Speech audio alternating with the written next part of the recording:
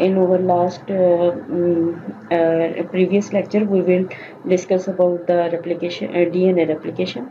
Uh, the basic requirements of a DNA replication is a substrate, template, and enzymes and proteins. These are the main three things which are required for the DNA replication.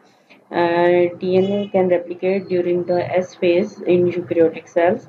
Now we will discuss about the substrate. Substrate, there are four main kinds of substrates. These are the nucleotides, adenine triphosphate, guanine triphosphate, thymine triphosphate, and cytosine triphosphate. These are the four types of the deoxyribose nucleoside. Are the triphosphate are the substrate of DNA replication. Template. Both strands of a DNA double helix serve as a template for the synthesis of a new daughter strand. As we know that the replication DNA replication is the model of a DNA replication is semi-conservative. So the both strands of DNA act as a template for the synthesis of DNA.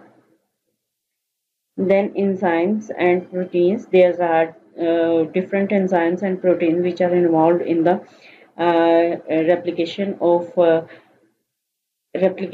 DNA. There are SSBP proteins. These are the single strand binding proteins, topoisomerases, DNA helicases. Now primase, DNA polymerase, and ligase. These are the six enzymes which are used, six enzymes and proteins which are used for the DNA replication. They play a major role in DNA replication. Now we will discuss about the enzymes. There are single strand binding proteins, इनको हम SSBP proteins का नाम भी देते हैं. These are the single strand binding proteins. Single strand binding proteins का जो function होता है वो डीएनए स्ट्रैंड्स के साथ अटैच हो जाता है, जिसकी वजह से रीअलाइनिंग नहीं होती डीएनए की. Prevent the DNA strand from association, मतलब रीएसोसिएशन और एसोसिएशन दोनों को ये प्रिवेंट करती है, दोनों स्ट्रैंड्स के साथ कंबाइन हो जाती है. Protect from the degradation by the action of a nucleus. इसके अलावा डीएनए को प्रोटेक्ट भी करती है ताकि न्यूक्लियस जो है वो इसके ऊपर एक्ट ना कर सके.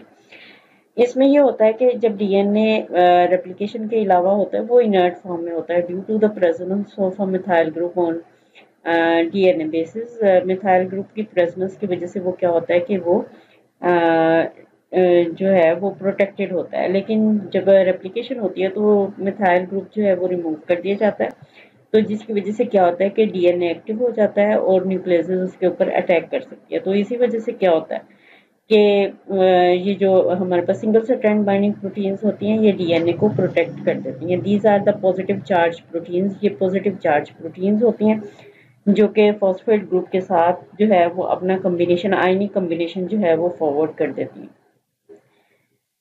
इसमें हम प्रोकैरियोटिक एसएसबीपी प्रोटीन्स देखते हैं. दीज आर इसमें एग्जांपल हम लेंगे इकोलाई की. इकोलाई के अंदर जो एसएसबीपी प्रोटीन्स है ये होमोटेट्रामेरिक होती है, यानी कि इसकी चार चेन्स होती हैं, ये चार सब यूनिट होते हैं और चारों के चारों सेम है. मतलब A B C and D ये चारों के चारों स्ट्रक्चरली भी सेम होते हैं और फंक्शनली भी सेम होते हैं. इसके अलावा ये इसका एक मेजर और रोल भी है, ये रेप्लिकेशन फैक्टर ए का काम भी करता है. रेप्लिकेशन फैक्टर ए जो है वो जो है ओरिजिन साइट को रिकॉग्नाइज करने में हेल्प आउट करता है.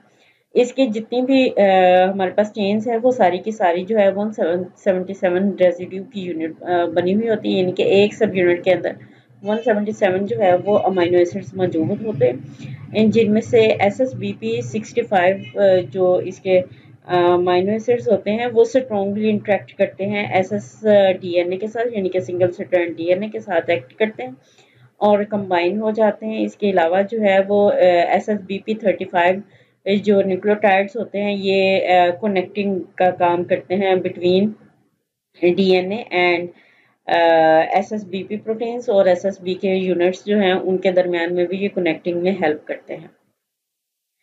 देन GP32 जीन्स, GP32 हमारे पास है एक नॉर्मली यूज होने वाली SSBP प्रोटीन्स है। SSBP proteins these are essential for T4 DNA replication. T4 जो है ये फेज वायरस है, फेजेस हैं जिसके अंदर जो है वो ये एसेंशियल एलिमेंट्स होता है रेप्लिकेशन का। SSBP प्रोटीन्स है, 3 स्ट्रक्चरल सबयूनिट होते हैं इसके अंदर, जिंक फिंगर्स के थ्रू जो है ये यूनाइट होते हैं और इसमें जो सब डोमेन्स होती हैं उसमें 63 से 111 जो है वो अमीनो एसिड्स मौजूद होते हैं। बेसिकली काम क्या करती है, DNA रेप्लिकेशन के लिए एसेंशियल है, इसके अलावा SSBP प्रोटीन्स का काम भी करते हैं। देन हमारे पास second major enzyme is the DNA helicases. DNA helicases uses energy to break down the hydrogen bond. ये एनर्जी को यूटिलाइज करते हैं in the form of the ATP और हाइड्रोजन एटम्स, हाइड्रोजन बॉन्ड्स को ये जो है वो ब्रेक कर देते हैं, जिसकी वजह से दोनों पेरेंटल स्ट्रैंड्स के अंदर अनवाइंडिंग हो जाती है। अनवाइंडिंग होने के बाद जो है दोनों स्ट्रैंड्स एक दूसरे से सेपरेट हो जाते हैं due to the attachment of the SSBP proteins with each strands. Diverse group of enzymes हैं, इसके अलावा 6 super families of helicases present in prokaryotes based on their characteristic and function. These are the DNA A proteins, DNA B proteins, DNA C, DNA E और DNA D proteins, DNA G, H और same on जो भी जितनी भी proteins है ये 6 super family से belong करती हैं। नेक्स्ट हमारे पास है DNA। अगर हम प्रोकैरियोट्स में देखते हैं तो हमारे पास जो है वो DNA B प्रोटीन्स हैं, इसके अलावा पेरी A प्रोटीन्स हैं, रेप्लिकेशन प्रोटीन्स है। These are the helicases enzyme which are used to break down the hydrogen ions and stabilize the DNA molecule। सबसे पहले हम देखेंगे DNA B proteins. DNA B proteins these are the hexameric helicases. ये hexameric हेलिकेजेस होती है, इसमें 6 rings होते हैं और जो कि हेलिकेज सारे के सारे हेलिकेज का काम करते हैं। 471 रेजिड्यू इन सब यूनिट। एक सब यूनिट के अंदर जो है वो 471 सब यूनिट्स होते हैं जो कि DNA के डबल स्ट्रैंड्स को सेपरेट करते हैं। इसके अलावा इसकी एक इम्पॉर्टेंट प्रॉपर्टी भी मौजूद होती है जिसको हम ट्रांसलोकेट का नाम देते हैं। ये ट्रांसलोकेट करता है from 5 prime to 3 prime along lagging strand, यानी कि लेगिंग स्ट्रैंड के अंदर जो बेसिस है उनको ये ट्रांसलोकेट भी करता है। पोजीशन क्या है उसकी 5 to 3 प्राइम, यानी कि 3 to 5 नहीं करेगा, यानी 5 to 3 करेगा। नेक्स्ट हमारे पास है DNA B प्रोटीन्स जो है ये बेसिकली बैक्टीरिया के अंदर प्रेजेंट होता है और ये मेजर हेलिकेज एंजाइम है जो कि सारे के सारे बैक्टीरिया के अंदर प्रेजेंट होते हैं और ये एक्ट एज ए हेलिकेजेस एंजाइम। ये सारे के सारे हेलिकेजेस होता है, इसमें प्राइमेज की एक्टिविटीज नहीं होती। नेक्स्ट है हमारे पास वायरल हेलिकेजेस। वायरल हेलिकेजेस में बैक्टीरियोफेज T7 जीन जो है ये प्रेजेंट होता है, जो कि जिसका प्रोडक्ट होता है T7GP4, जिसका हमारे पास प्रोडक्ट होता है T7 gap for product gene for product 4। ये इसका मेजर इसका हेलिकेज एंजाइम है, ये दोनों तरह का फंक्शन करता है, हेलिकेज का फंक्शन भी करता है, इसके अलावा ये प्राइमेज का फंक्शन भी करता है। इसमें 2 हेक्सागोनल रिंग्स होते हैं with N and C terminal. इसमें 2 सब यूनिट्स होते हैं जिनके अंदर हेक्सागोनल रिंग्स मौजूद होते हैं और उन रिंग्स के अंदर 2 मेजर डोमेन्स बनती हैं, जो कि एक डोमेन जो है वो N टर्मिनल होता है और दूसरी डोमेन जो है वो C टर्मिनल होता है।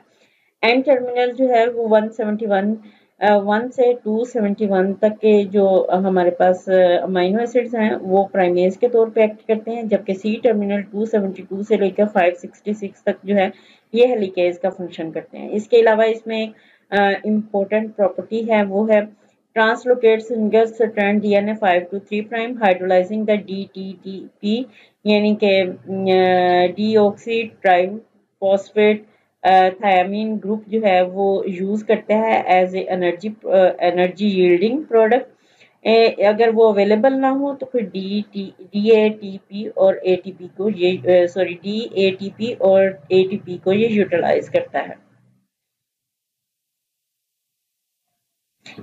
नेक्स्ट हमारे पास है पेपिलोमा वायरस। पेपिलोमा वायरस में एक प्रोटीन्स होती है जिसको हम E1 प्रोटीन्स का नाम देते हैं। E1 प्रोटीन हेक्सोमेरिक हेलिकेज है, जैसे कि DNA बी प्रोटीन्स हैं, लेकिन इसके अलावा इसकी जो ट्रांसलोकेट प्रॉपर्टी है वो 5 to 3 नहीं होती, 3 to 5 प्राइम होती है, वो भी सिंगल से ट्रांस के साथ। इसके भी दो डोमेन्स होते हैं, एन डोमेन होता है और सी डोमेन होता है। एन डोमेन जो है वो ओलिगोमराइजेशन का काम करता है, यानी कि प्राइमेज का काम करता है, और जो सी डोमेन्स है इसमें ट्रिपल ए अमाइनो एसिड्स मौजूद होते हैं, सेम होते हैं ये। इसके अलावा इसमें एटीपीएज का जो है वो सब यूनिट होता है, और ये दोनों मिलकर हेलिकेजेस का काम करते हैं। नेक्स्ट हमारे पास रेप्लिकेशन हेलिकेज है, रेप्लिकेशन प्रोटीन्स है, जिसको हम आरईपी प्रोटीन्स का नाम देते हैं। आरईपी प्रोटीन्स या फिर REP helicase separates the strands of a D S DNA, यानी कि डबल स्ट्रैंड डीएनए के स्ट्रैंड्स को ये सेपरेट करती है। आरईपी हेलिकेजेस जो है ये पेरी ए प्रोटीन के साथ कंबाइन होकर फंक्शन करती हैं। दोनों के दोनों जो है ये मोनोमेरिक होते हैं, हेक्सामेरिक नहीं होते। रेप्लिके हेलिकेज जो है वो form a dimer with the both strands of a DNA, single strand DNA and DS and. जो आरईपी प्रोटीन्स है उसके अंदर एबिलिटी होती है कि वो दोनों सिंगल स्ट्रैंड्स डीएनए और डबल स्ट्रैंड डीएनए दोनों के साथ मिलकर डाइमर फॉर्म कर देती हैं, और जिसकी वजह से क्या होता है कि इनके दरमियान की हाइड्रोजन बॉन्डिंग टूट जाती है और वो स्ट्रैंड्स जो हैं वो एक दूसरे से सेपरेट हो जाते हैं। नेक्स्ट हमारे पास टोपोआइसोमरेसिस है। हमने प्रीवियस लेक्चर में अपने देखा था कि टोपोआइसोमरेसिस जो है वो टोपोलॉजी प्रोड्यूस करती है विद इन द डीएनए। यहाँ हम कहते हैं कि डीएनए की टोपोलॉजी को मेंटेन करती है। तो टोपोआइसोमरेसिस क्या होते हैं? These are the enzymes which are used to relax a DNA. ये वो एंजाइम होते हैं जो कि डीएनए को रिलैक्स करने के लिए यूज किए जाते हैं। ये क्या करते हैं? Replication fork move through the turns which create a super coil tension in DNA helical structure. इसमें जब रेप्लिकेशन फोर्क जो है वो मूव आउट करता है तो उससे क्या होता है कि सुपर कॉइल के अंदर जो है वो टेंशन क्रिएट होती है, जिसको रिमूव कौन करता है? टोपोआइसोमरेसिस। टोपोआइसोमरेसिस एंड काइरेज एंजाइम जो है वो टेंशन रिलीज करती है during the DNA replication and during transcription. इसमें टोपोआइसोमरेज हमारे पास इसकी दो मेजर क्लासेस हैं, टोपोआइसोमरेज 1 एंड टोपोआइसोमरेज 2। टोपोआइसोमरेज 1 जो है इसको हम पहले देखते हैं बोथ न्यूक्लियसेस एंड लाइगेसेस प्रॉपर्टीज। इसके अंदर दोनों किस्म की प्रॉपर्टीज मौजूद होती हैं, लाइगेज की भी है, इसके अलावा इसमें जो है वो न्यूक्लियस की भी प्रॉपर्टी मौजूद है। इसको एटीपीज की रिक्वायरमेंट नहीं होती। हमने पीछे इसका मैकेनिज्म सारा किया हुआ है कि इसको एटीपी की ये नेगेटिव सुपरकॉइल को रिलैक्स करती है, जो कि फ्यू टर्न्स के ऊपर मौजूद होते हैं, उनको ये रिलैक्स करती है। इसके अलावा रिलैक्स करती है एक्यूमुलेटेड सुपरकॉइल्स को, ठीक है। बाकी जनरेशन करती है पॉजिटिव और negative supercoil depend upon the condition. इसके अलावा reversibility cut one strand of a DNA. Reversibility यानी कि उसको कट भी करती है और कट करने के बाद उसको यूनाइट कर देती है। इसके अंदर एक मेजर यूनिट होता है जिसको हम टायरोसिन ग्रुप का नाम देते हैं। वो जो टायरोसिन ग्रुप है बेसिकली वो यूज किया जाता है फॉर जो कि निक प्रोड्यूस करने के लिए, डीएनए के अंदर जो है वो निक प्रोड्यूस करने के लिए यूज किया जाता है। देन हमारे पास टोपोआइसोमरेसिस है, निक करता है दोनों स्ट्रैंड्स के साथ, सॉरी टाइटली बाउंड करता है, टाइटली बाउंड होता है with double S DNA by forming a covalent linkage. ये कोवलेंट लिंकेज प्रोड्यूस के साथ जो है वो डबल स्ट्रैंड डीएनए के साथ अटैच हो जाता है, जबकि टोपोआइसोमरेसिस जो है वो कोवलेंट स्ट्रक्चर के थ्रू जो है वो अटैच नहीं होती। यहाँ पे ये बोथ स्ट्रैंड्स के अंदर जो है वो बोथ स्ट्रैंड्स को ये निक देता है, दोनों पॉजिटिव और नेगेटिव सुपरकॉइल्स को ये रिलैक्स करता है। रिक्वायर होती है इसको एटीपी। एटीपी अगर रिक्वायर्ड है, एटीपी अगर मौजूद है तो ये फंक्शनल है, अगर एटीपी मौजूद नहीं है तो ये फंक्शनल नहीं है। देन इसके बाद रीसीलिंग करता है डीएनए को, उसके अलावा ब्रेक करता है, देन उसके बाद सेपरेशन कर देता है, जिसकी वजह से क्या होता है कि डीएनए जो है वो रिलैक्स हो जाता है। एक इम्पोर्टेंट एंजाइम होता है प्रोकैरियोट्स में जिसको हम डीएनए काइरेज एंजाइम का नाम देते हैं। टाइप 2 टोपोआइसोमरेसिस का एंजाइम है, फैसिलिटेट करता है डीएनए रेप्लिकेशन को इन प्रोकैरियोट्स। इसके अलावा पॉजिटिव सुपरकॉइल जो है वो न्यूट्रलाइज करता है बाय जनरेटिंग द नेगेटिव सुपरकॉइल, यानी कि ये नेगेटिव सुपरकॉइल जनरेट करता है और पॉजिटिव सुपरकॉइल्स को ये न्यूट्रलाइज कर देता है।